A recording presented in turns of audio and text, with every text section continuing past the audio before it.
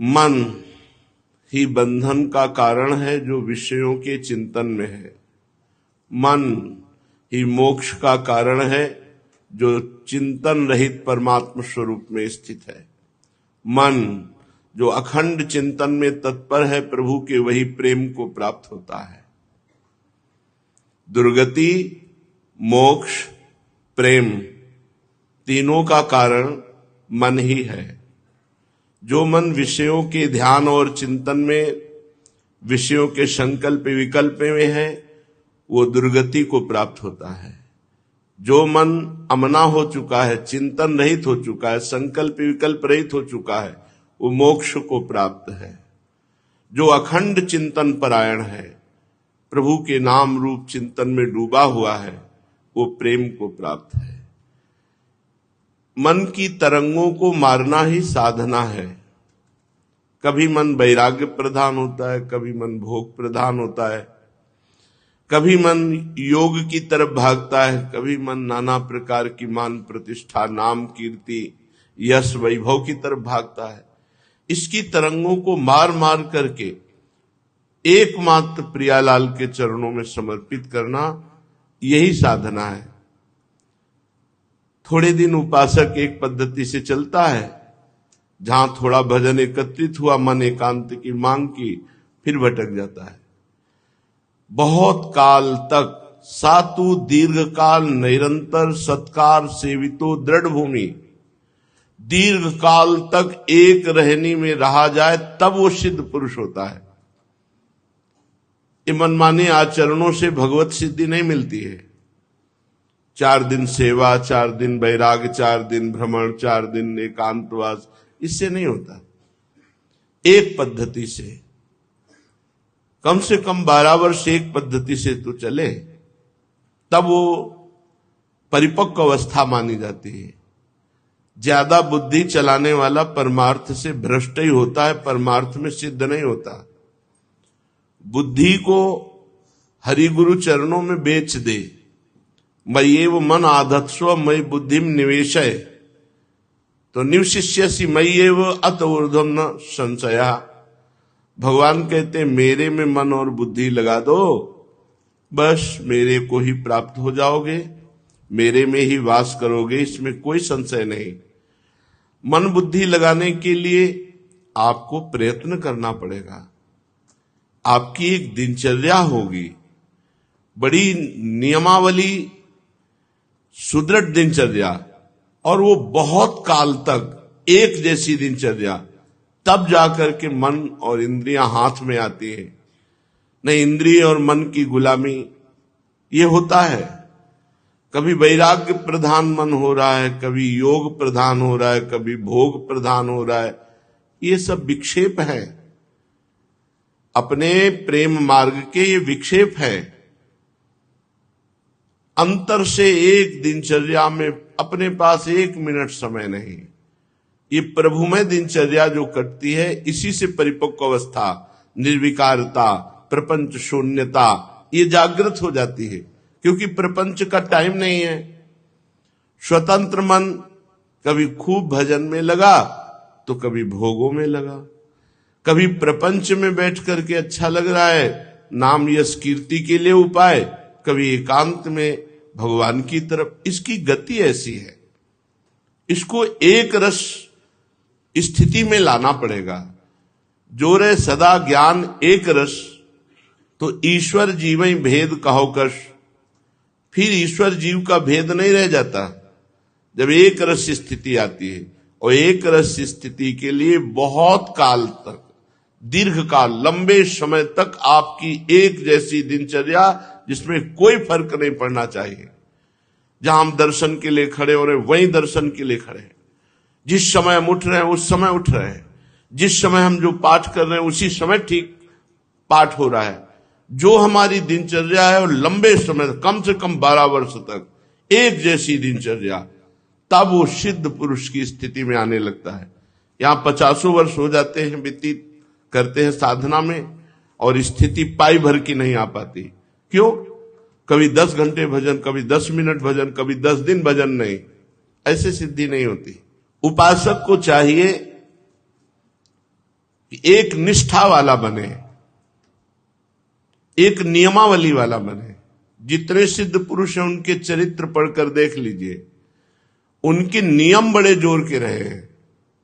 जो गुरु प्रदत्त नियमावली है बड़ी जोर की रही, किसी भी स्थिति में उन्होंने नियम नहीं तोड़ा। यहां तक कि ठाकुर जी ने आदेश किया तो भी नियम नहीं तोड़ा। पूज्य श्री सनातन गोस्वामी जी जब वयोवृद्ध हो गए तो श्री गिरिराज महाराज साक्षात रूप धारण करके श्री कृष्णचंद्र के रूप में सनातन गोस्वामी जी से कहा कि बाबा अब तुम्हारी देह हमारी परिक्रमा करने लायक नहीं रह गई, इसलिए वहीं से प्रणाम कर लिया करो, मैं मान लूंगा तुम्हारी परिक्रमा। बोले जो आज्ञा प्रभु। दूसरे दिन फिर पहुंच गए। ठाकुर जी ने कहा कि आप फिर बाबा आ गए परिक्रमा में, तो कहा जय जय हमसे रहा नहीं जाता, जब तक कदम चल सकते हैं तब तक आपके समीप आऊंगा। तब ठाकुर जी ने लकुट चिन्ह, चरण चिन्ह, गाय के खुर का चिन्ह, बंशी, ये चिन्हित करके गिरिराज जी की शिला में दिया और कहा इसकी 4 परिक्रमा लगा लिया करो, तुम्हें गिरिराज जी के परिक्रमा का फल प्राप्त हो जाए, तुम्हारा नियम पूर्ण हो जाएगा। आज भी वो श्री राधा दामोदर जी में शिला विराजमान है। नियमावली, जो नियम लिया उसको बहुत काल तक निभाया, तब परिपक्व अवस्था आती। यहां 4 दिन सत्संग सुना, 4 दिन नहीं आए, 4 दिन ये दिनचर्या, 4 दिन वो दिनचर्या, ऐसे नहीं चलता। और ये सब होता है विषय सेवन के कारण। अगर ब्रह्मचारी है और लक्ष्य भगवत प्राप्ति है तो दिनचर्या में फर्क पड़ ही नहीं सकता, उसको चैन ही नहीं मिलेगा।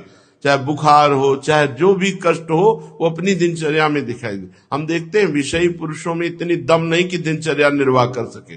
जिद्दी स्वभाव, हठी स्वभाव, निश्चयी स्वभाव, तब माया पर विजय प्राप्त की जाती है।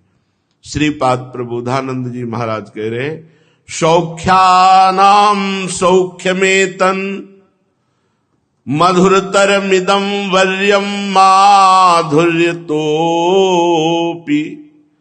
स्वाश्चर्यानामिदं स्वद अद्भुतम मखिल श्रेयसाम श्रेयेतत् दिव्यानाम दिव्यमेतत् सदखिल चिज्योतिषाम ज्योतिरेतत् यद वृंदारण्य नाम स्फुरति रसमयम राधिका कृष्ण धाम।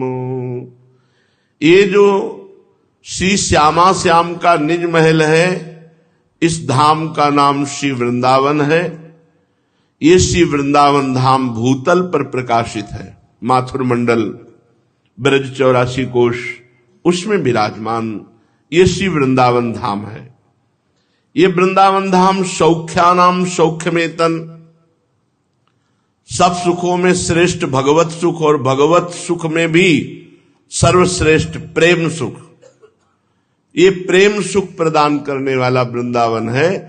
ये सुखों में सर्वश्रेष्ठ महासुख प्रेम सुख प्रदान करता है, जीव को भगवत प्रेम प्रदान करता है, प्रिया प्रीतम का प्रेम प्रदान करता है।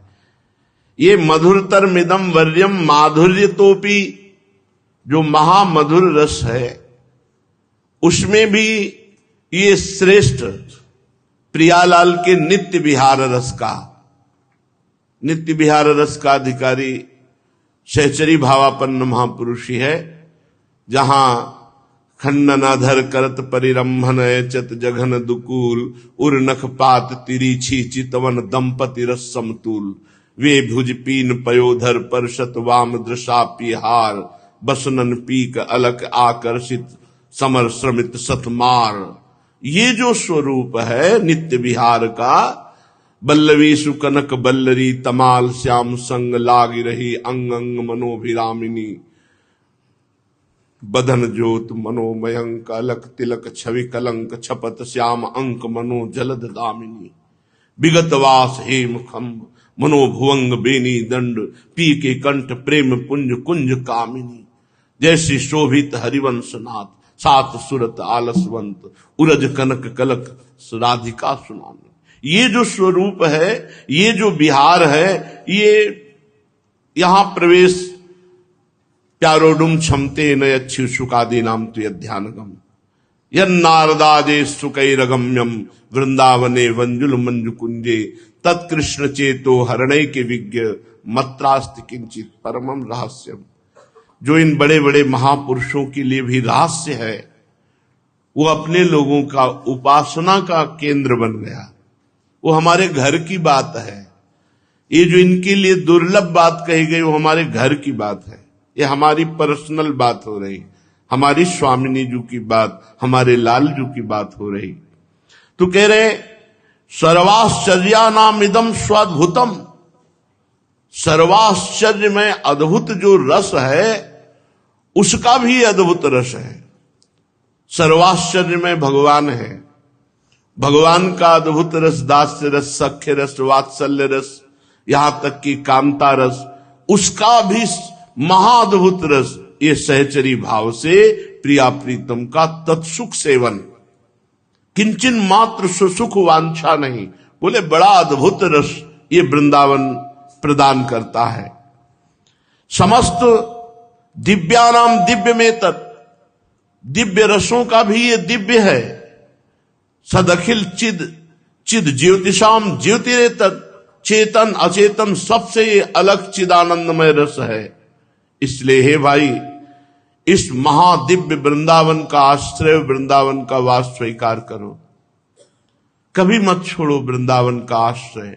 ना वास हो पावे तो कोई बात नहीं है, जहां हो वहीं से वृंदावन की उपासना करो, वृंदावन का नाम रटो, वृंदावन को प्रणाम करो, वृंदावन को अपना आश्रय दाता मान लो, इसी से काम हो जाएगा। वृंदावन महामंगल मोद स्वरूप है, महातेजो स्वरूप है, सुखों को भी सुख प्रदान करने वाला, माधुर्य का भी माधुर्य। इसलिए वृंदावन का आश्रय दृढ़ कर लो। श्री ध्रुवदास जी महाराज कह रहे कि जिसको वृंदावन आने को मिला, वृंदावन का आश्रय मिला, और यहां तक कि अगर किसी विशेष कृपा से वृंदावन वास मिल गया हो, तो तज के वृंदा विपिन को और तीर्थ जे जात, छाड़ी विमल चिंतामणि कौड़ी को ललचात। जो महामहिम परम पावन श्री वृंदावन धाम को छोड़ करके और तीर्थों में जाते हैं, तो मानो ऐसी बुद्धि हो गई कि विमल चिंतामणि का त्याग कर कौड़ी उठाने के लिए जा रहे हैं। अरे प्रियालाल का निज महल है, यहाँ की एक कण की बराबरी कोई नहीं कर सकता। ये ब्रजरज है, ये वृंदावन है, यहाँ प्रियालाल खेलते हैं। यहाँ प्रियालाल के जो प्रेमियों का आंसुओं से अभिषिक्त किया हुआ भाव है, वो यहाँ पड़ा हुआ है। इसमें लोटो तुम्हारे हृदय में आ जाएगा। ये प्रेम भाव से अभिषिक्त भूमि है। इस भूमि में जो लोटे तो प्रेम युक्त हो जाए, इसकी समानता कोई नहीं कर सकता, कोई भी नहीं कर सकता। श्री वृंदावन प्रेम धाम है। इसीलिए कह रहे हैं तजिकै वृंदा विपिन को और तीर्थ जे जात, छाण विमल चिंतामणि कौड़ी को ललचात। मानसी गंगा, राधा कुंड, श्याम कुंड, मान सरोवर और भी हमारे सैकड़ों की संख्या में कुंड हैं। अगर इनका आचमन और स्नान हो जाए तो विश्व में कोई ऐसा पवित्र तीर्थ नहीं जो इनकी समानता कर सके। गिरिराज महाराज की तलहटी की पावन रज की समानता कोई नहीं कर सकता। ब्रज 84 कोस की रज परम पवित्र करने वाली, कहां भाग के हम जाएंगे? यही केदारनाथ आके रह रहे हैं, यही बद्रीनाथ रह रहे हैं, यही सारे तीर्थ रह रहे हैं हमारे ब्रज मंडल में। हमें कहां भागने की जरूरत है? अगर कहीं बुद्धि काम ना करे और धाम को छोड़कर और तीर्थों की यात्रा करे, तो मानो चिंतामणि को छोड़कर कौड़ी उठाने जा रहे हैं। छाड़ी विमल चिंतामणि कौड़ी को ललचात, पाई रतन चीन्हो नहीं, दीन्हो करते डारी, यह माया श्री कृष्ण की, मोहो सब संसार। वृंदावन रूपी रतन को पाया, लेकिन चिन्हार नहीं हुई, क्योंकि जौहरी नहीं मिले। रतन की पहचान जौहरी करता है। वृंदावन रसिक रूप जौहरी का संग नहीं हुआ तो वृंदावन रूपी रतन नहीं पाया। मिला पर छोड़ दिया। क्यों? बोले भगवान श्री कृष्ण की ऐसी विचित्र माया है कि पूरे संसार को मोहित किए हुए है। श्री धाम वृंदावन भी उनको साधारण तीर्थ या नगर जैसा लगता है। अरे महामहिम वृंदावन में एक बार प्रवेश हो गया तो नरक नहीं जाओगे। एक बार आकर बिहारी जी के दर्शन कर लिए तो उद्धार हो जाएगा। एक बार ब्रज 84 कोष में किसी पावन तीर्थ में अवगाहन कर लिया, ये सब महामंगलमय सर्व पाप नाशक। ऐसे आचमन किया, जल छिड़का, पाप नष्ट हो गए। राधा कुंड, श्याम कुंड, मानसरोवर, मानसी गंगा, ये सब महान पवित्र कुंड सरोवर है जिनमें प्रियालाल अवगाहन करते हैं। प्रगट जगत में जगमगे वृंदा विपिन अनूप, नैन अछत दिशत नहीं यह माया कर रूप। माया का पर्दा हमारे नेत्रों में है। यद्यपि नेत्र हैं फिर भी वो नेत्र नहीं जिनसे हम वृंदावन को देख सके। प्रगट ये जगत में वृंदावन विराजमान है, बड़ा अनुपम है, महामहिम है, पर माया का पर्दा चढ़ा है हमारे नेत्रों में, इसलिए हमें माया दिखाई दे रही, वृंदावन नहीं। दिव्य कुंज निकुंज जिनमें प्रिया प्रीतम गलबैया देकर विहरण करते हैं, क्रीड़ा करते हैं, ये वही वृंदावन है। नेत्र भी हमारे हैं पर माया का पर्दा चढ़ा है। यही भजन बल से माया का पर्दा जो हटा दिए तो दिव्य वृंदावन दिव्य लीला में प्रवेश पा गए। वृंदावन को जस अमल जिहि पुराण में नाही, ताकी बानी परोजिनी कबहू श्रवणनी माही। जिस ग्रंथ में, जिस पुराण में हमारे प्रियालाल की लीला, श्री वृंदावन कुंज निकुंज यमुना रस रानी, इनकी महिमा वर्णन नहीं है, उस पुराण की चर्चा हम कभी कान में सुनना नहीं चाहते। ध्रुवदास जी कह रहे हैं हमारे कानों में वो बात कभी न पड़े जिसमें प्रियालाल न हो, वृंदावन न हो, यमुना रस रानी न हो, वृंदावन की महिमा शोभा गुण रूप लीला इनका वर्णन न हो, वो बातें हमारे कानों में कभी न पड़े। वृंदावन को जस सुनत जिनके नाही हुलास, तिनको परस न कीजिए तजि ध्रुव तिनको पास। वृंदावन की महिमा सुनते हुए जिनका हृदय उल्लसित नहीं होता, प्रियालाल की बात सुनते हुए जिनको रोमांच नहीं होता, क्यों? क्योंकि वृंदावन और प्रियालाल से अपनापन नहीं है। ऐसे लोगों का स्पर्श न करे, स्पर्श करने से भजन तेज की हानि हो जाती है। जैसे अपवित्र भोजन पाने से, अवैष्णव के हाथ से भोजन पाने से भजन तेज नष्ट हो जाता है। भजन करने का उत्साह और भजन का प्रभाव क्षीण हो जाता है।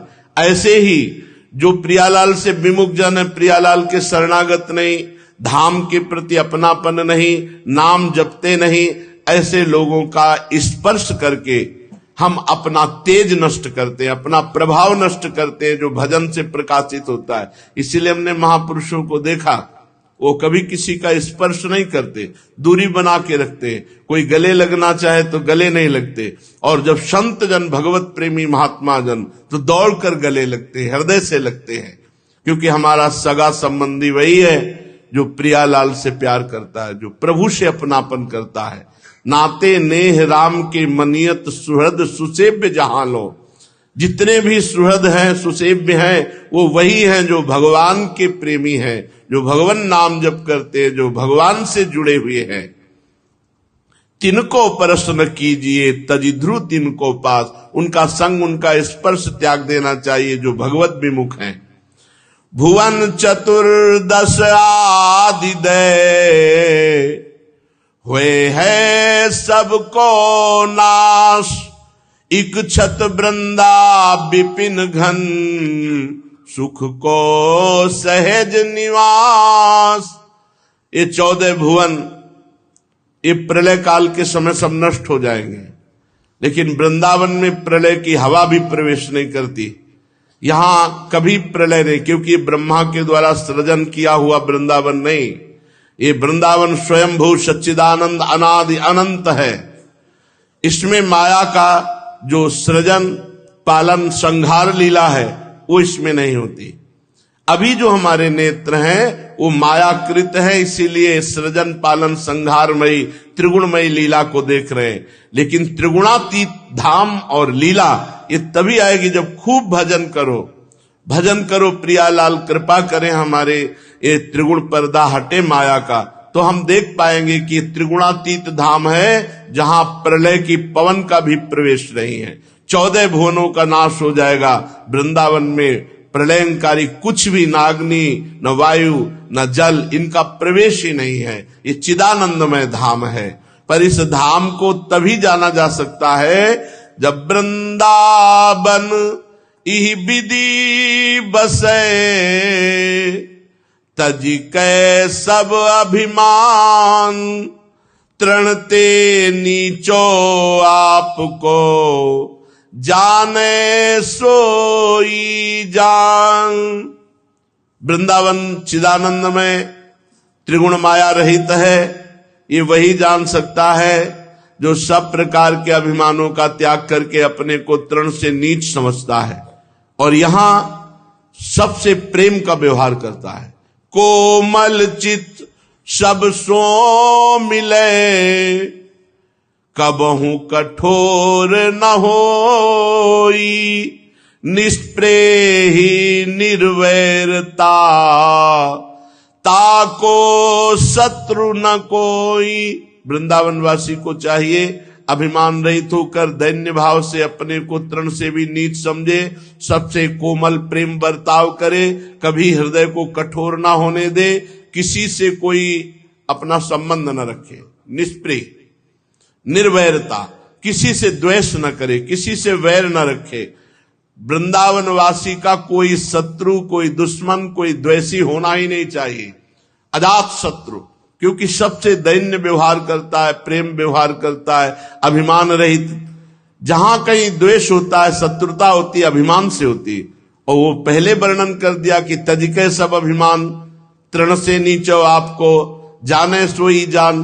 जो अपने को तृण से भी नीच समझकर समस्त अभिमान का त्याग कर दिया, उसका दुश्मन हो ही नहीं सकता, उसका कोई बैरी हो ही नहीं सकता। तो जो निर्वैर है, जो निष्प्रेही है, किसी से चाह नहीं रखता, किसी की अपेक्षा नहीं रखता, ऐसे वृंदावनवासी के हृदय और नेत्रों में श्री प्रियालाल झलकने लगते हैं। जीवन की सार्थकता यही है कि हमारे मानस पटल पर युगल सरकार छाए रहे, एक क्षण के लिए भी कभी विलग न हो। चलते हैं श्रीमद् भागवत महापुराण। श्री युधिष्ठिर जी को राजसूय यज्ञ में देवर्षि नारद जी मोक्ष धर्म का वर्णन कर रहे हैं कि कौन मोक्ष को प्राप्त होता है। बहुत ध्यान से सुने, कम से कम इतना तो मोक्ष हमें चाहिए ही कि काम क्रोध लोभ मोह मद मत्सर, इन बड़े भयानक क्लेश देने वाले दोषों से हम मुक्त हो जाएं। मान अपमान, लाभ हानि, सुख दुख, मिलना बिछुड़ना, इनमें हमारी स्थिति समान रहे, इन द्वंद्वों से तो हम मुक्त हो जाएं। हमारी कम से कम इतनी तो आकांक्षा है ही है कि कोई विकार, कोई द्वंद्व हमारे ऊपर प्रभाव न डाल पावे। श्री देवर्षि नारद जी कहते हैं, उपासक को चाहिए मन को निसंकल्प करने के लिए शरीर को स्थिर और प्राणों को सूक्ष्म करना अनिवार्य है। जिनका शरीर निरोग हो, अवस्था यौवन हो, उनको चाहिए कि शरीर को निश्चेष्ट और प्राणों को सूक्ष्म करें। पीछे बताया गया था परसों के दिन, पूरक, कुंभक, रेचक, ये बहुत समर्थ प्राणायाम है। ये ऋतु के अनुसार बदलता रहता है। जैसे हम गर्मी में प्राणायाम प्रारंभ करें तो बाएं स्वर से करेंगे। ये चंद्र स्वर कहा जाता है। बाएं स्वर से अगर आपकी क्षमता है, बताया था कि 10 नाम, जो नाम या जो मंत्र 10 बार या 5 बार, जितनी क्षमता है, क्योंकि उसका दूना रोकना होगा। आराम से बाएं स्वर से हम कह रहे 3 बार मंत्र जपते हुए प्राणवायु को खींचिए, आराम से खींचिए। ना आवाज होनी चाहिए, ना बहुत जोर का खिंचाव होना चाहिए, बहुत सहज मुद्रा में, और फिर रोक लीजिए। जितना खींचा है उसका दुगना रोक लीजिए। फिर बिना किसी तरह भरभराहट के आराम से जितने में खींचा था उतने से, वैसे निकालने की जो पद्धति है वो बहुत धीरे से है, एकदम भारत से न छोड़ दे। फिर दाएं से खींचे, फिर रोके, फिर बाएं से निकाले। अगर सर्दी का समय है तो दाहिने से शुरू करें। दाहिने सूर्य नाड़ी कही जाती है। ऋतु के अनुसार ये बहुत स्वास्थ्य लाभदायक और प्राणों को सूक्ष्म कर देता है, और भजन में बहुत रति होती है, और भूख प्यास पर इससे विजय प्राप्त होती है। स्वयं अनुभव किया हुआ है। 90 प्राणायाम करते थे। जैसे गंगा किनारे अब न भोजन है, न वस्त्र है, सर्दी गर्मी बरसात सब सहना है, तो इसी प्राणायाम के बल से सहा जाता था। पसीना आ जाता था भीषण सर्दी में।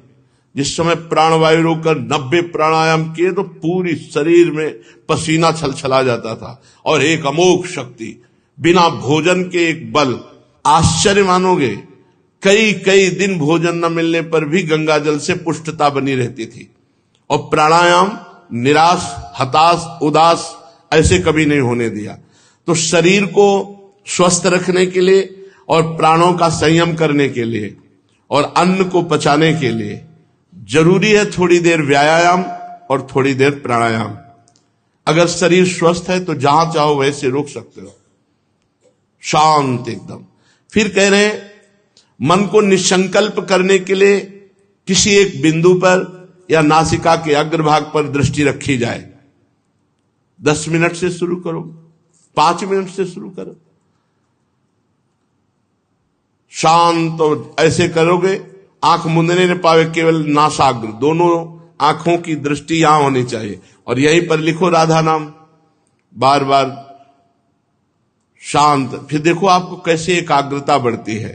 अगर आपके मस्तक पर दर्द होने लगे तो परेशान मत होना, ये अभ्यास ना होने के कारण थोड़े दिनों में बिल्कुल समान हो जाएगा।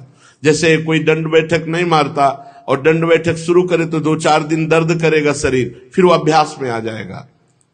या फिर किसी एक बिंदु पर, कहीं एक बिंदु निश्चित कर लो, बराबर उसे देखता रहे। इससे बहुत एकाग्रता प्राप्त होती है। एकाग्रता, प्राण संयम, शरीर चंचलता रहित, तो मन निश्चित संकल्प विकल्प रहित होने लगेगा। साधना का फल है बिना इच्छा और संकल्प के कितने मिनट, कितने सेकंड तुम्हारा मन रहा। देखो, बिना इच्छा के, कोई इच्छा नहीं, कितने सेकंड तुम्हारा मन रहा, कितने मिनट तुम संकल्प रहित रहे, इच्छा रहित रहे। जांच करो अपनी। हर उपासक, चाहे गृहस्थ हो चाहे विरक्त, जब हम साधन में बैठे हैं तो ये तो देखें कि कितना अंतराय मन संकल्प विकल्प और इच्छा रहित होता है। बोले 1 घंटा हो गया, कोई इच्छा नहीं हुई, कोई संकल्प विकल्प नहीं हुआ। जांच करो। मिनट निकलना मुश्किल होता है जिनकी साधना ठीक नहीं है। फौरन कोई संकल्प कर लेगा, कहीं भाग जाएगा।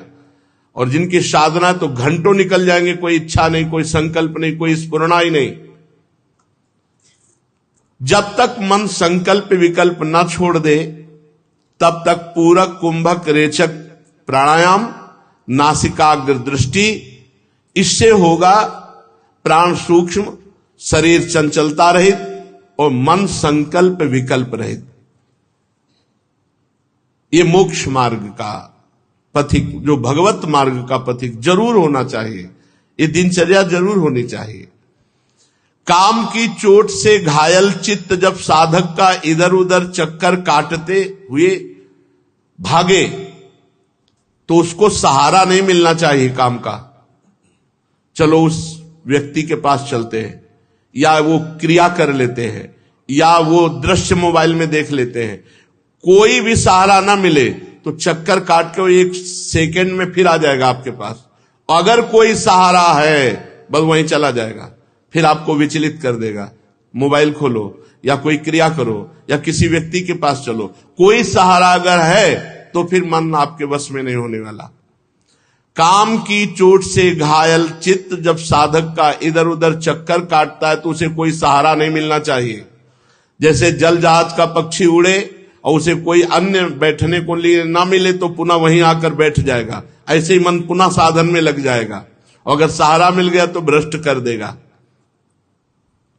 जहां जहां तुम्हारा मन जाए वहां वहां से उसे लौटाकर धीरे धीरे अपने लक्ष्य में लगावे, प्रभु के चिंतन में, प्रियालाल के चिंतन में लगावे। जब साधक निरंतर इस प्रकार अभ्यास करता है तो जैसे ईंधन अग्नि में न डाला जाए तो अग्नि कुछ समय बाद शांत और बुझ जाती है, ऐसे विषय भोग ना दिया जाए तो मन और जनेंद्री ये शांत हो जाएंगे। पर शांत हो गए इसका मतलब ये नहीं कि तुम काम विजयी हो गए हो। अगर फिर घास डाल दोगे तो फिर उसमें अग्नि जल उठेगी। अभी वो शांत हुई है, पूरी बुझी नहीं है। बुझती है परमात्मा प्राप्ति के बाद, जहां परमात्मा साक्षात्कार हुआ तो नहीं स्वात्मारामम विषय मृग तृष्णाम भ्रमयति। आत्माराम पुरुष को फिर ये झूठे विषय फंसा नहीं सकते। थोड़े ही समय में साधक का चित्त शांत हो जाता है। जब काम वासनाएं चोट करना बंद कर देती हैं, वृत्तियां शांत हो जाती हैं, चित्त एकाग्र हो जाता है, उसी समय ब्रह्मानंद भगवदानंद का स्फुरण होता है। जहां ब्रह्मानंद का स्फुरण हुआ तो निज सुख बिन मन होए कि थिर। अब निज सुख मिला, अब मन कभी उसका बाहर नहीं जाएगा। ब्रह्मानंद भगवदानंद का जो ही स्फुरण हुआ, अब मन बाहर नहीं जाएगा। कब हुआ? फिर एक बार ध्यान से सुन ले, बहुत सुंदर साधना की बात है। जब तक मन संकल्प विकल्प नहीं छोड़ता तब तक भगवत मार्ग पुष्ट नहीं होता। इसके लिए शरीर का चंचलता रहित होना, बार बार ऐसे ऐसे ऐसे चंचलता रहित होना, दृष्टि का गंभीर लक्ष्य पर, किसी बिंदु पर या नासिका के अग्रभाग पर, पूरक कुंभक रेचक प्राणायाम के द्वारा प्राणों को सूक्ष्म कर लेना। अब काम की चोट से घायल हुआ चित्त साधक का इधर उधर जहां भटकता है, उसे कोई सहारा नहीं मिलना चाहिए, तो वो वहां से लौटकर धीरे धीरे बार बार जाएगा और लक्ष्य में आ जाएगा। और जब साधक निरंतर ऐसा अभ्यास करता है, केवल उसे विषय संयोग ना मिले तो ईंधन के बिना जैसे अग्नि बुझ जाती है, ऐसे ही विषय सेवन ना होने पर उसका मन शांत हो जाता है। जब काम वासनाएं स्फुरण होना बंद हो जाती हैं, वृत्तियां शांत हो जाती हैं, तब चित्त में भगवदानंद का स्फुरण होता है, ब्रह्मानंद का स्फुरण होता है।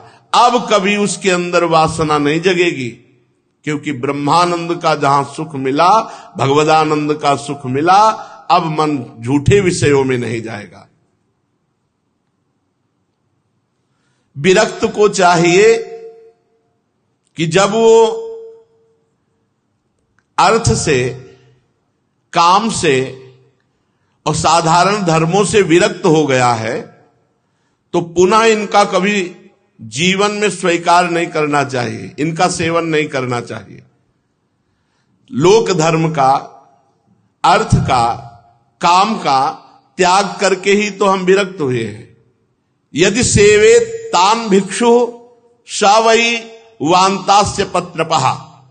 धर्म का भी त्याग, अर्थ का भी त्याग, काम का भी त्याग, वो मोक्षावलंबी है, वो प्रेम मार्गी है, तो उसके लिए अब कोई नहीं। त्यज लोक धर्मान, लोक धर्मों का त्याग कर तो वैरागी हुआ है। जिन्होंने विरक्त होने के समय अपने शरीर को मृत्युग्रस्त जाना, विष्ठाक्रमी राख बन जाएगा ये जाना, तो फिर वो इस शरीर को सुख कैसे देने लगे, इस शरीर का सेवन कैसे करने लगे। ये चारों नष्ट हो जाते हैं। जो गृहस्थ अपने गृहस्थ धर्म के कर्म का त्याग कर देता है वो नष्ट हो जाता है। जो ब्रह्मचारी ब्रह्मचर्य व्रत का त्याग कर देता है वो नष्ट हो जाता है। जो वानप्रस्थ गांवों में घरों में रहने लगता है वो नष्ट हो जाता है। इंद्रिय लोलुप सन्यासी जो भोगों के भोगने में तो वो नष्ट हो जाता है। ये चारों आश्रम के कलंक हैं और ये ढोंगी हैं और ये पाखंड करते हैं। इन मूढ़ों की बड़ी दुर्गति होगी, ऐसा श्रीमद् भागवत कह रहे। जो कर्म त्यागी गृहस्थ है, व्रत त्यागी ब्रह्मचारी है और वानप्रस्थ गांव में रहता है और सन्यासी होकर इंद्रिय लोलुप है, ये चारों ढोंगी हैं, चारों कलंकी हैं, चारों अपने परमार्थ से रहित मूढ़ गति को प्राप्त होते हैं। आत्मज्ञान प्राप्त करके वासनाओं को निर्मूल करना यही सन्यास धर्म है। आत्मज्ञान प्राप्त करके निर्वासनिक होना यही सन्यास का लक्षण है। अपने परब्रह्म स्वरूप आत्मा को जब जान लिया तो फिर भोगों की तरफ कैसे वृत्ति, विषयों की इच्छा कैसी, भोक्ता भाव कैसा, ये इंद्रिय लोलुपता, शरीर का पोषण बैरागी सन्यासी को त्याग देना चाहिए। उपनिषदों में कहा गया है कि शरीर एक रथ है और 10 इंद्रियां इस रथ में जोते हुए घोड़े हैं और मन इन इंद्रियों को वश में करने वाली लगाम है। अर्थात घोड़ों को जैसे वश में करने वाला लगाम, ऐसे मन लगाम। शरीर एक रथ है, 10 इंद्रियां इसके घोड़े हैं और मन घोड़ों की लगाम है और ये विचरते हैं शब्द स्पर्श रूप रसगंध और इनका सारथी है बुद्धि, बुद्धि है सारथी। चित्त ही भगवान के द्वारा निर्मित बांधने वाली विशाल रस्सी है। 10 प्राण धुरी है, धर्म और अधर्म पहिए हैं और इनका अभिमानी रथी जीव है। जीव देहाभिमानी जीव रथी है। अब अगर लक्ष्य पर चले तो कह रहे हैं ओम या भगवान का जो भी नाम, इसमें प्रणव लिखा हुआ, ये ओंकार ही रथी का धनुष है। शुद्ध जीवात्मा लक्ष्य बनाए परमात्मा का, अर्थात निरंतर नाम चिंतन या प्रणव चिंतन के द्वारा संसार का चिंतन छोड़कर आत्मस्वरूप में स्थित हो जाए। इस यात्रा का फल है भगवत प्राप्ति। राग द्वेष लोभ शोक मोह भय मद मान अपमान, दूसरों के गुणों में दोष निकालना, छल हिंसा, दूसरों की उन्नति देखकर जलना, ईर्ष्या तृष्णा प्रमाद भूख और नींद, ये शत्रु हैं। इन पर विजय प्राप्त करना चाहिए। साधन में चलने पर ये बड़ी बाधा पहुंचाते हैं। फिर सुन लो, राग किसी भी शरीर से अत्यंत प्रेम हो जाना राग कहते हैं। यही राग जब भगवान की तरफ लगता है तो अनुराग कहा जाता है और यही राग जब शरीरों की तरफ लगता है तो बहुत बंधनकारक होता है। जैसे हिरण से राग हो गया तो अगला जन्म हिरण का, और जब राग होता है और प्रतिकूल व्यवहार हो जाए तो फिर द्वेष हो जाता है। साधक इनसे बचे, राग और द्वेष से। ना किसी से अपनापन और ना किसी से द्वेष। द्वेष होगा तो जलते रहोगे, अपनापन होगा तो जलते रहोगे, दोनों तुम्हारे हृदय को जलाएंगे। और लोभ, धन का लोभ नहीं होना चाहिए। जब परमार्थ में चले हैं तो जैसे भगवान जीवन निर्वाह करें, धन की याचना नहीं करनी चाहिए, धन के लिए प्रयास नहीं करना चाहिए, धन का संकल्प भी नहीं बनाना चाहिए कि इतना धन आ जाए। नहीं, जो दे दें उसी से व्यवहार करो। शोक, कोई मर जाए मिट जाए, शोक नहीं करना चाहिए। शोक तभी नहीं होगा जब ये ज्ञान होगा कि इसका नाम मृत्यु लोक है, यहां जो जन्मा है वो मरेगा, अपने समय से मरेगा, जाएगा, यहां अपना कोई नहीं है। बहुत बुरी दशा हो जाती शोक में। अकेला लड़का है, बहुत बढ़िया पढ़ रहा था और पधार गया। अब माता पिता परिवार की हालत वर्षों वर्षों वो दुख से नहीं निभर पाते। ये शोक बड़ा भयावना है। मोह, ये मेरी पत्नी है, मेरा पुत्र है, मेरी पुत्री है, मेरा घर, बड़ा मोह का जाल फैला है। मोह बहुत भगवान का विस्मरण कराता है। मोह गए बिनु राम पद होई न दृढ़ अनुराग, मोह मूल बहुशूल प्रद त्याग उत्तम अभिमान। ये मोह जो है बहुत बंधन कारक है। ये मोह नष्ट होता है खूब सत्संग सुने, नाम जप करे, इसी से नष्ट होता है। भय, अब जैसे भगवान के भजन में चल रहे तो मन बेमतलब भय दिया करता है। संसार भयावह है, कई तरह के भय लगे रहते पीछे। इज्जतदार को कहीं हमारी अपमान न हो जाए, कोई बेइज्जती न हो जाए, धनी को कहीं हमारा धन न खो जाए, बहुत तरह की वृत्तियां होती हैं। भय न करो, भगवान के चरणों का आश्रय लियो, भय नहीं। योगक्षेमम वहाम्यहम, अप्राप्ति की प्राप्ति और प्राप्ति की रक्षा, ये दोनों भगवान संभाल लेते हैं। मद, विद्या आदि का, धन आदि का मद होता है, या बहुत तरह का, हमारा बड़ा महत्व है इसका भी मद होता है। रूप का मद होता है, कुल का मद होता है, बहुत तरह के मद होते हैं। इनका त्याग कर देना चाहिए। ये मद अभिमान उत्पन्न होता है, भजन का भी होता है कभी कभी अभिमान। इस तरह के जो अभिमान है वो भगवत प्राप्ति में बहुत बाधक है। अपमान दूसरों का करना नहीं, अपना सहना है। परमार्थ में अपमान किसी का करना नहीं, और अपना अपमान हो तो हंसकर सह जाना। नीचापमानम सुधा, नीच पुरुषों द्वारा किया हुआ अपमान अमृत के समान सह जाना है। और असूया, दूसरे की जब प्रशंसा सुनते हैं तो उसमें जो हम दोष निकालते हैं, दूसरे के गुणों में दोष निकालना, ये बहुत घातक है। पर प्रायः उपासक चूक कर बैठता है। जहां किसी की प्रशंसा, अरे वो तो ऐसा, फौरन निंदा कर देगा। और निंदा किए से आवत नहीं कछु हाथ, मूर्ख पर्वत पाप को ले चल अपने साथ। बेमतलब पाप रूपी पर्वत अपने सर पर डाल लिया। दूसरे की निंदा करने से कोई लाभ नहीं मिलता। तो दूसरों के गुणों में दोष देखना, पर दोष दर्शन, पर चर्चा, पर निंदा, ये भगवत मार्ग में बहुत बाधक है। इसको पकड़ ले कि हमें पर दोष दर्शन नहीं करने, पर निंदा नहीं करनी, पर निंदा नहीं सुननी।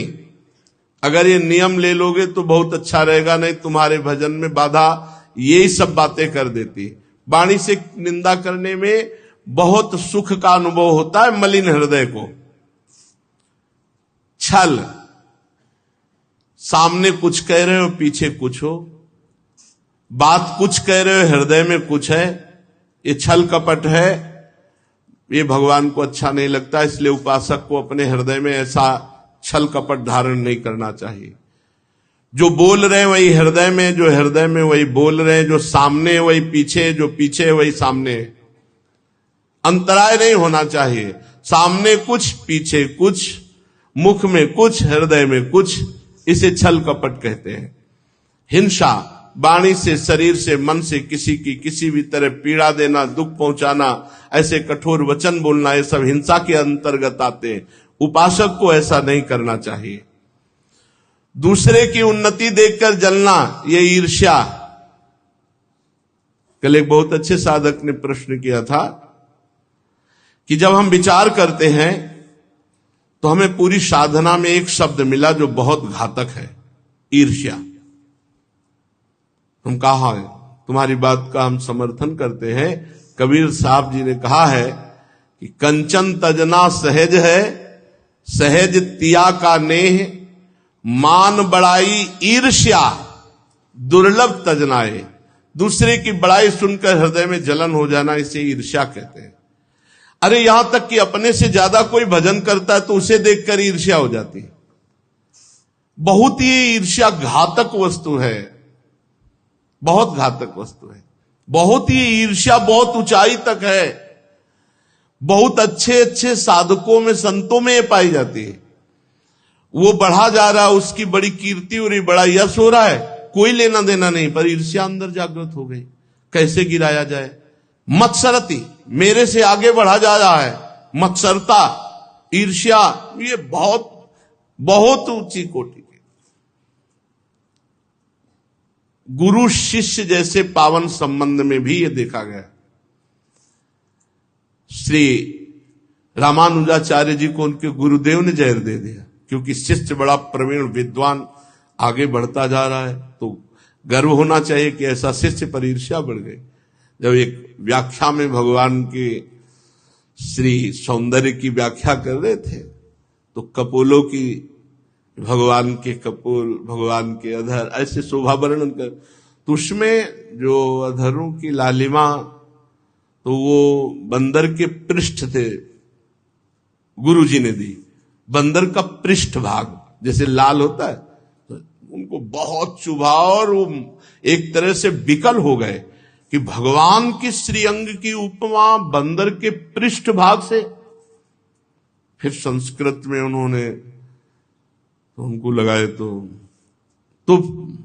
ये ईर्ष्या बहुत सूक्ष्म वस्तु है। ये मतलब देवताओं में भी पाई जाती है और बड़े बड़े साधकों में भी पाई जाती है और ऋषि मुनियों में भी पाई जाती है। जो भगवत प्राप्त है वहां तो ईर्ष्या का प्रवेश नहीं होगा, नहीं तो ईर्ष्या। वशिष्ठ जी के 100 पुत्र मरवा डाले विश्वामित्र जी ने, 100 पुत्र। राक्षस का भाव प्रकट करके कलमसपाद राजा थे, उनके ऊपर राक्षस का आवेश किया, 100 पुत्रों को खवा डाला। बहुत, अरे ये ईर्ष्या मिटा पाना बहुत कठिन होता है। ईर्ष्या बहुत बुरी चीज है, बहुत बुरी चीज।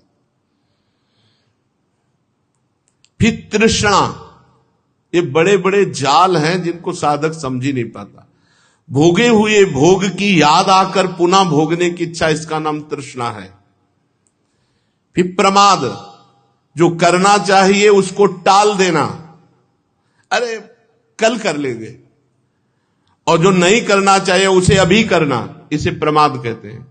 ना करने योग्य कार्य को तत्काल करना और करने योग्य कार्य को टाल देना, जबकि साधक ना करने योग्य कार्य की टालने वाली वृत्ति रखता है। देखा जाएगा आगे देखा जाएगा। और जो करने योग्य कार्य है उसे अभी, काल करे सो आज कर, आज करे सो अब, पल में परलय होएगी, बहुरी करोगे कब, आज अभी इसी क्षण। पर प्रमाद क्या करवाता है? अच्छे कार्यों को जिनको अभी करना चाहिए उनको कल के लिए टाल देता है, बुरे कार्यों को जिनको टाल देना चाहिए वो अभी करवाता है, इसका नाम प्रमाद है। भूख सहना सीखना चाहिए साधक को। अगर शरीर रोगी ना हो तो,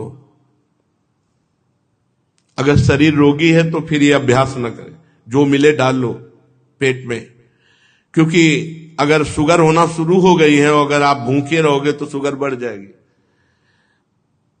अब आपका ब्लड प्रेशर की बीमारी, भूखे रहोगे तो लो हो जाएगा। कई ऐसी, अगर शरीर बीमार है ना तो जरूर आहार पाइए, क्योंकि अब उसमें नियम में न मत लाइए कि अब हम भूख का अभ्यास सह रहे हैं, नहीं चलेगा, नहीं गिरोगे धम्म से चक्कर आ जाएगा। शरीर अगर स्वस्थ है तो अभ्यास करना चाहिए। अब तो शरीर कैसे बताए कि किसका स्वस्थ है? अगर 100 लोग खड़े किए जाए तो 1-2 भले निकल आवे, नहीं तो 98 तो कहीं ना कहीं दवा, कोई न कोई बीमारी, ऐसा समय आ गया है। नौजवान भी बीमार हैं, blood pressure low, blood pressure high, sugar, ये वो, छोटे छोटे बच्चे चश्मे लगाना, अवस्था हो जाए 50 के बाद की अवस्था में तो चश्मा की मांग न, कोई नजदीकी देखने में थोड़ा परेशानी आने लगती है। दूर का तो दीवार में वहां लिख दो, आप पढ़ लेंगे, लेकिन जैसे नजदीक है तो ऐसा लगने लगा कि क्या अक्षर है, लिपासा। भूख में वही अभ्यास करें जिनका शरीर स्वस्थ हो, अन्यथा जरूर पाना चाहिए। ये हमने देखा कि जैसे आपका ब्लड प्रेशर की बीमारी है तो आपको पाना चाहिए, खाली पेट नहीं रहना। शुगर की बीमारी तो खाना चाहिए। कोई भी बीमारी हो तो थोड़ा समय से थोड़ा थोड़ा करके पा लीजिए। उसको ऐसे ले कि अब जहां 4 रोटी पाना है वहां 2 पा लीजिए, पर भूखा न रहे जो इसका शरीर बीमार है। और नींद एक समय से लेना चाहिए, नींद का एक अभ्यास कर लेना चाहिए। और इस पर लड़ाई लड़नी होती है नींद से। नींद से अगर लड़ाई नहीं लड़ी ना तो बुढ़ापे में तो और आती है कस के। नींद पर विजय प्राप्त करनी चाहिए साधक को, और वो अभ्यास से होती है। गुरु आश्रम में जब प्रारंभ में थे तो वो अभ्यास के लिए आपको बता रहे हैं। 10 बजे शयन और 2 बजे उठा देते थे गुरुदेव भगवान। नई अवस्था 11, 12, 1, 2 4 घंटे, और दोपहर में 1 घंटे विश्राम का समय देते। 1 घंटे सो जाओ, 5 घंटे शयन। धीरे धीरे धीरे धीरे धीरे उसको समय को कम करता चला जाए। धीरे धीरे धीरे 10-10 मिनट, 20-20 मिनट कम करता चला जाए। और नाम जप अगर नहीं करोगे तो ऐसे जागने से कोई फायदा नहीं है। भजन के लिए जागा जाता है, थोड़ी कि फिल्मी गाना सुन करके जाग जाओ, या ऐसे कान में लगाए हो इधर उधर के मोबाइल की बातें सुन के बोले जागते रहे। हम भी जगते हैं, 2 बजे रात तक जगते हैं और 10-11 बजे दिन तक सोते हैं। जगते तो लोग है ही हैं, पर वो भजन में थोड़ी जगते हैं। फालतू जगना है, वो फालतू जगना है। नींद पर शासन करें। ये साधक के दुश्मन हैं। फिर सुन लो, राग, द्वेष, लोभ, शोक, मोह, भय, मद, मान, अपमान, दूसरे के गुणों में दोष निकालना, छल, हिंसा, दूसरे की उन्नति देखकर जलना, ईर्ष्या, तृष्णा, प्रमाद, भूख और नींद, ये शत्रु हैं, भगवत प्राप्ति होने में बाधा पहुंचाते हैं। रजोगुण और तमोगुण के कारण इनकी वृत्तियां टिकती हैं। यदि सतोगुण हो तो इनकी वृत्तियां नहीं टिकेंगी, स्फुरण होगा, वह नष्ट हो जाएंगी। ये मनुष्य शरीर रथ है, इसे अच्छी दिशा में चलाओ भाई, भगवत मार्ग में चलाओ, धर्म मार्ग में चलाओ। पाप की तरफ, अधर्म की तरफ, बुरे मार्ग की तरफ मत ले जाओ। इसमें बहुत शक्तियां विराजमान हैं तुम्हारे शरीर के अंतर्गत, जागृत करो उनको।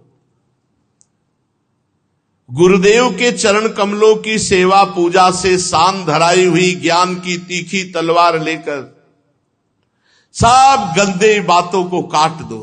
जितनी अभी बातें बताई गई इनको काट दो। राग, द्वेष, शोक, मोह, अभिमान सबको काट दो और अपने स्वरूप रूपी सिंहासन पर विराजमान हो जाओ।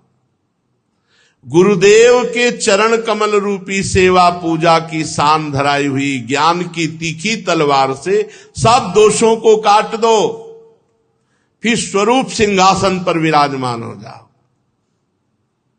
और शांत भाव से शरीर छूटने का इंतजार करो। जब छूट जाए उसको कोई भय रहेगा? जो स्वरूप बोध महात्मा है। अगर साधन में तनिक भी प्रमाद किया तो इंद्रिय रूपी दुष्ट घोड़े गलत मार्ग पर ले जाएंगे।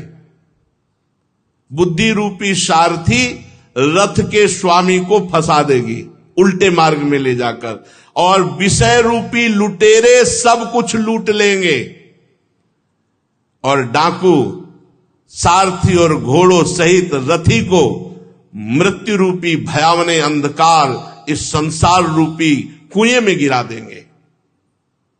इसलिए बहुत सावधान होकर बुद्धि रूपी सारथी मन रूपी लगाम को खींचकर इंद्रिय रूपी घोड़ों को भगवत मार्ग में चलाए।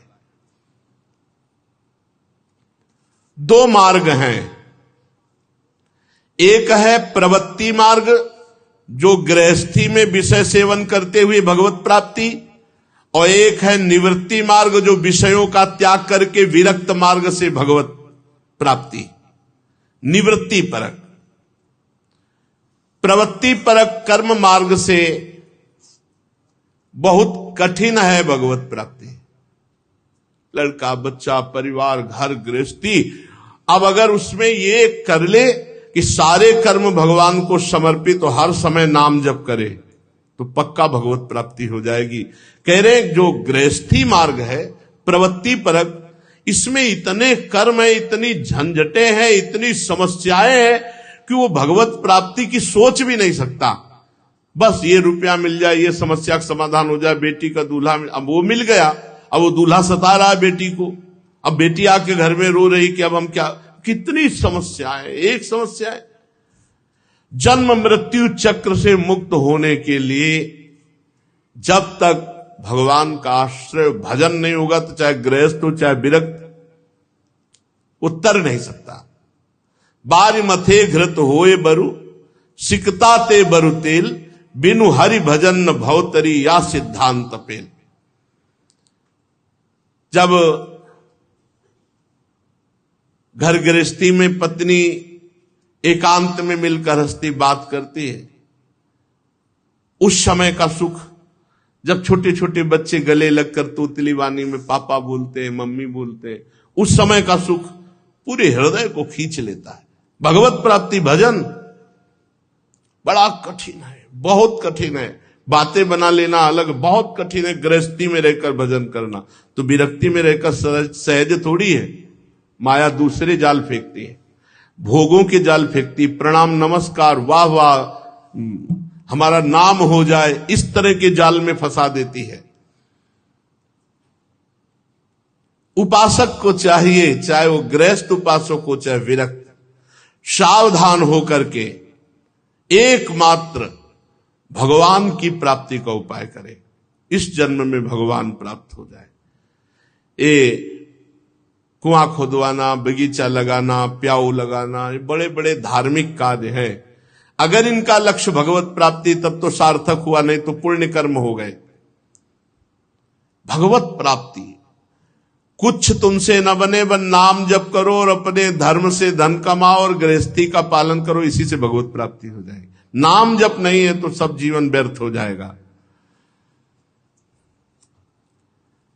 युधिष्ठिर गर्भाधान से लेकर अंत्येष्टि पर्यंत संपूर्ण संस्कार जिनके होते हैं, ठीक उन्हें द्विज कहते हैं। अगर ये भजन नहीं करते तो इनकी दुर्गति है। सब संस्कार ठीक किए लेकिन भजन नहीं हुआ, चाहे निवृत्ति परक हो चाहे प्रवृत्ति परक, जीवन व्यर्थ गया। इसलिए आ उ मा, ये तीन स्वरों के रूप में रहने वाले भगवान का स्वरूप प्रकाशित करने वाले प्रणव ओम, इसका निरंतर स्मरण करें, यहां वर्णन करें। भगवान के अनंत नामों में एक नाम प्रणव है। ये वेद में उद्गीत नाम से कहा गया, बड़ी महिमा है इस नाम की। जो निवृत्ति परायण ज्ञानी जन हैं वो इसी को जपते हैं। सायंकाल शुक्ल पक्ष पूर्णमासी उत्तरायण के अभिमानी देवता जो ज्ञानी जन हैं वो यहां से गुजरते हुए ब्रह्मलोक में पहुंचते हैं और ब्रह्मलोक के भोगों को स्वीकार करके फिर वो मुक्त हो जाते हैं। सीधी गति है यदि नाम जप करोगे, कहीं नहीं जाना पड़ेगा। नाम जप करोगे तो सीधे भगवान के पास जाना पड़ेगा और साधनों की क्रमशः गति होती है।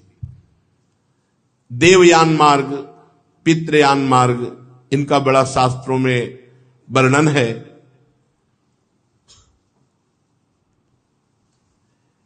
शरीर पंचभूतों का अवयव है। इससे अंदर सूक्ष्म शरीर, ये सब मायाकृत है। खोज करने पर इनकी सत्ता नहीं मिलती। इसलिए उपासक अंतःकरण और स्थूल शरीर और स्वभाव इन सबको मायाकृत समझकर इसका दृष्टा बने, इनसे अलग रहे। बड़ा कठिन है इससे अलग रह पाना। ये जागृत में एक शरीर नहीं रहता। स्थूल शरीर जो जागृत में है, तो स्वप्न शरीर में जब हम पहुंचते तो इस जागृत वाला स्थूल शरीर नहीं रहता, और जब हम जागृत में आते तो स्वप्न वाला शरीर नहीं रहता, और जब सुषुप्ति में चले जाते तो जागृत स्वप्न दोनों का शरीर नहीं रहता। क्या इनकी सत्ता है? जो कुछ ही घंटों में जिनकी सत्ता लुप्त हो जाती है, वो क्या सत्य है? हम त्रिकाल सत्य हैं। जो हम जागृत में थे वही स्वप्न में है, वही सुषुप्ति में है। युधिष्ठिर, शास्त्र आज्ञा के विरुद्ध कोई द्रव्य ग्रहण न करे। रुपया पैसा सामग्री ये जहर है, अगर धर्म विरुद्ध ग्रहण किया तो परिवार का और तुम्हारे दिमाग का ये नाश कर देंगे। लगता है यार मिल गया बड़ा मौज, नहीं। एक संत अपने शिष्यों के साथ जा रहे थे तो रास्ते में 4 थैलियां पड़ी थी, असरफियों की भरी हुई, स्वर्ण की मुद्राएं उस समय चलती थी। तो शिष्य ने देखा, बोले गुरुजी चारों ले लेते हैं, भंडारा होगा बढ़िया संतों का।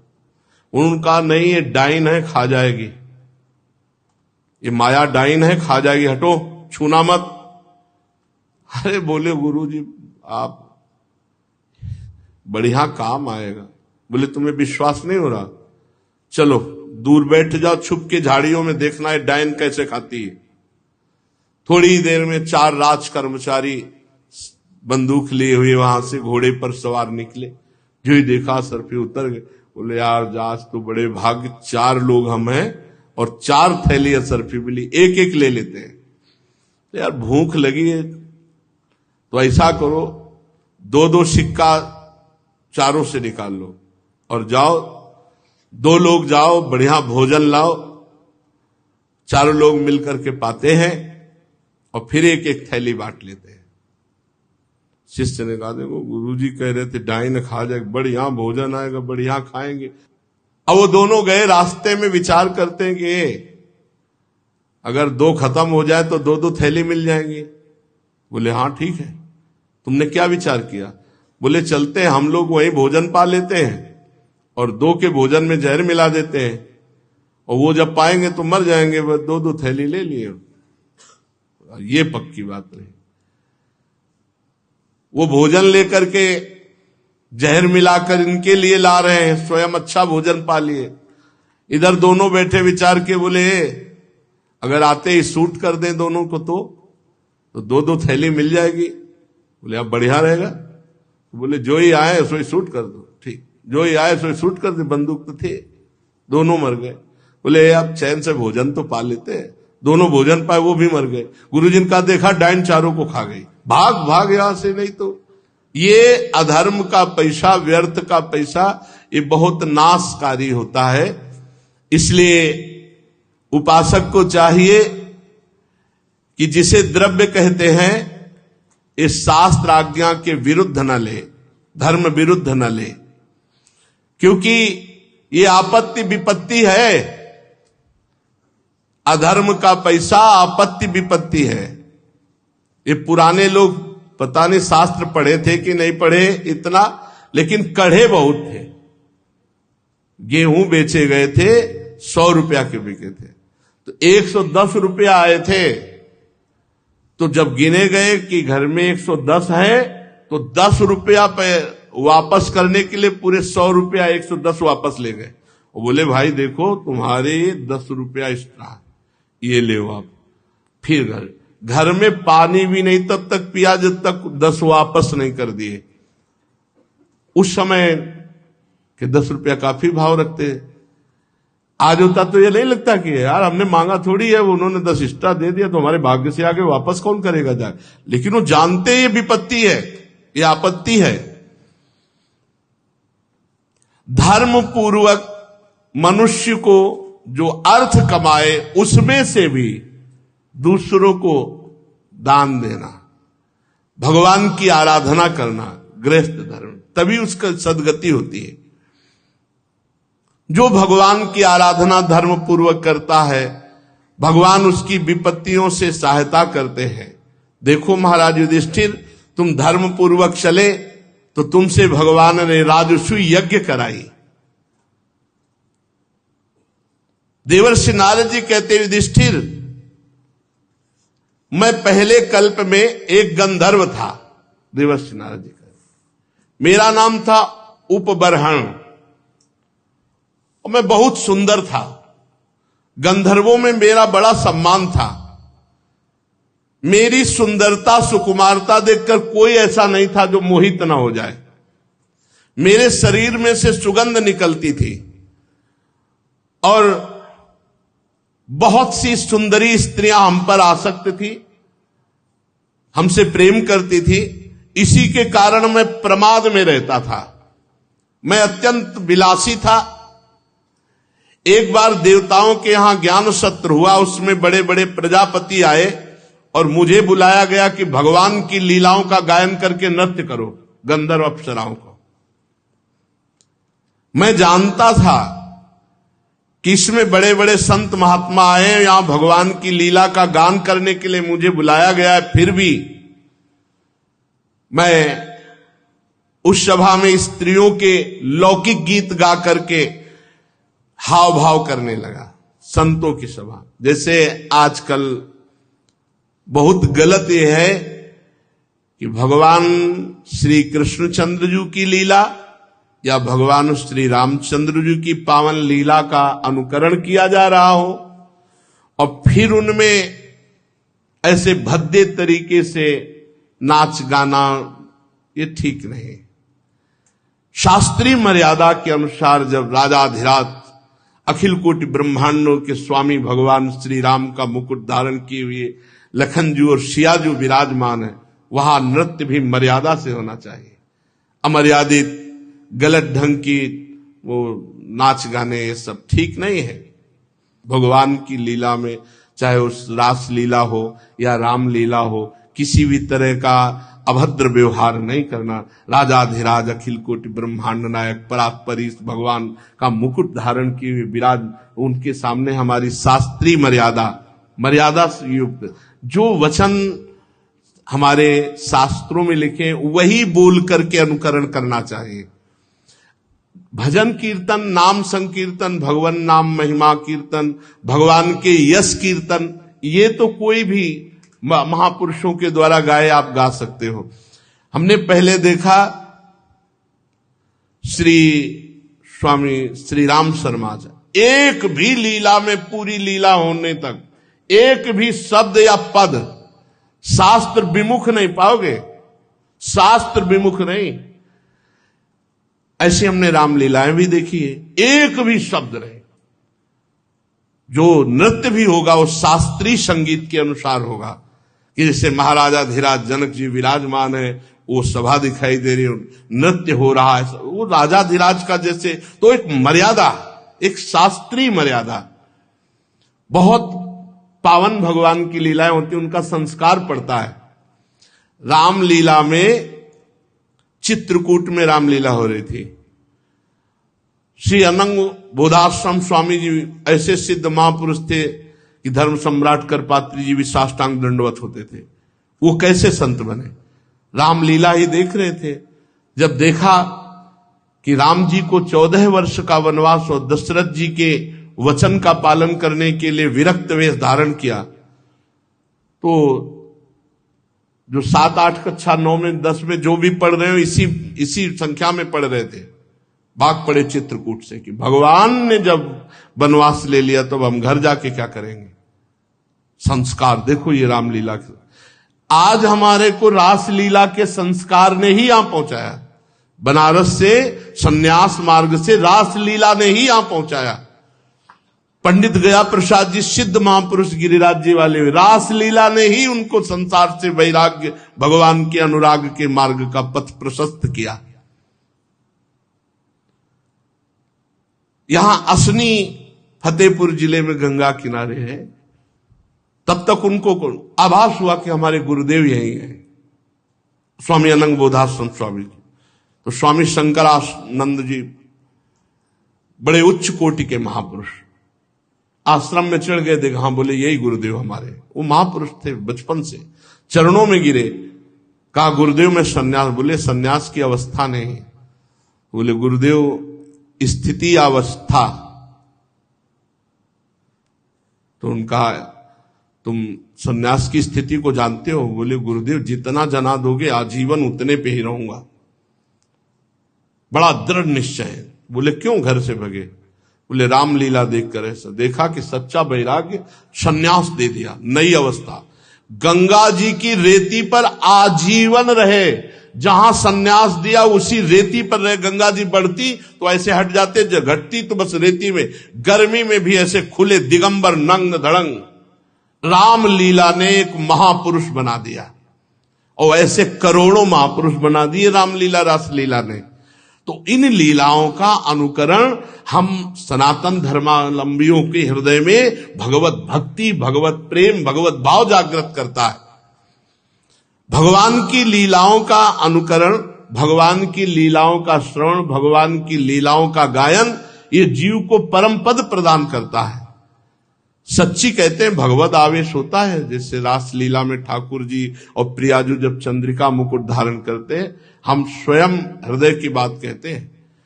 उड़िया बाबा के यहां श्री स्वामी जी रास कर रहे थे। रास का प्रसंग था कि लाडली जो अपनी सखियों के साथ यमुना पार होना चाहती थी, और लालजू केवट बनकर के आए थे। सखियों ने विनय की कि आप हमें पार हो। तो उन्होंने कहा जब तक ये जो लाडली जो है इनके चरण नहीं पखार लेंगे तब तक हम पार नहीं ले जाएंगे। जैसे केवट राम जी के चरणों के लिए हट किया ना, ऐसे ही लालजू ने लाडली जू के चरणों के लिए हट किया। अब तो लाडली जो विराजमान है, लालजू चरण पखार रहे हैं, और ये हम देख रहे हो अंदर इतना लालच जगा कि अगर हमारे हृदय की बात मेरे प्रभु सुन रहे हैं तो प्रभु आप या प्रिया जो इशारा करो कि ले जाओ चरणामृत। सत्य आपसे कह रहे, वृंदावन में बैठे हैं, तत्काल प्रियाजू की दृष्टि ऐसे हुई, और जटाजूट में लाल वस्त्र में बैठे, ए बाबा ऐसे, और लाल झूले ऐसे चरणामृत दिया। प्रियाजू ने बुलाया, जो ही चरणामृत दिया वही खड़े खड़े चिल्ला चिल्ला के रोने लगे। साक्षात प्रियालाल, ये हृदय की बात करे, साक्षात प्रियालाल है। अब जाकी रही भावला जैसी प्रभु मूर्ति देखी। अगर आप देखोगे कि अरे तो ब्रजवासी बालक हैं, तो आपको बालक दिखाई देंगे, और देखोगे जगत के पालक हैं तो वही दिखाई देंगे, वही प्रभु दिखाई देंगे। सच्ची कहते हैं ये लीला अनुकरण में बिल्कुल भगवत। इसीलिए जब गीता वाटिका में रास का, लीला का, तो उसमें सबका प्रवेश नहीं होता था, भावुक जनों को होता था। तो बाबा और पूज्य भाई जी महाराज भाव में आंसुओं से पूरित होकर के रासलीला दे। ये श्री देवर्षि नारद जी कह रहे, संतों की सभा में मुझे बुलाया गया भगवान की लीला गाने के लिए, हम गाने लगे स्त्री रूप और विलासिता के गाने। संत जन खड़े हो गए और उन्होंने कहा कि यहां तुम्हें किस लिए बुलाया गया था? सभा में भगवत लीला गायन के लिए, ये क्या गा रहे हो? स्त्री पुरुष संबंधी आकर्षण के गाने गा रहे हो, इसलिए जाओ तुम, अभी मैं तुम्हें शाप देता हूं, तुम्हारा सारा सौंदर्य नष्ट हो जाए और तुम शीघ्र ही निम्न योनि को प्राप्त हो, मनुष्य योनि में निम्न कोटि। तो बस क्या था, शरीर छूटा और मैं दासी पुत्र बना। किंतु संतों का कृपा प्रसाद ऐसा, इसीलिए कहते मुनिन का क्रोधो मुक्ति दातार। दासी पुत्र तो बने, पर उन्हें बाल्यावस्था में ही संत सेवा का सौभाग्य मिला। 4 महीने संतों की सेवा, और जूठन, संत जूठन, और 4 महीने सेवा से ऐसी भक्ति जगी कि देवर्षि नारद के रूप में अगले जन्म में प्रकट हुए। तो इसीलिए संत सेवा से भगवान जैसे प्रसन्न होते हैं, वैसी मैंने तुम्हें हृदय की बात बताई, वैसी कोई साधना नहीं है जो भगवान को जल्दी प्रसन्न कर ले। संत सेवा, वैष्णव सेवा, दीन सेवा, गृहस्थों के सर्व पाप नाश का परम धर्म है संत सेवा। भगवत प्राप्ति, भगवत प्रसन्नता का परम धर्म है संत सेवा।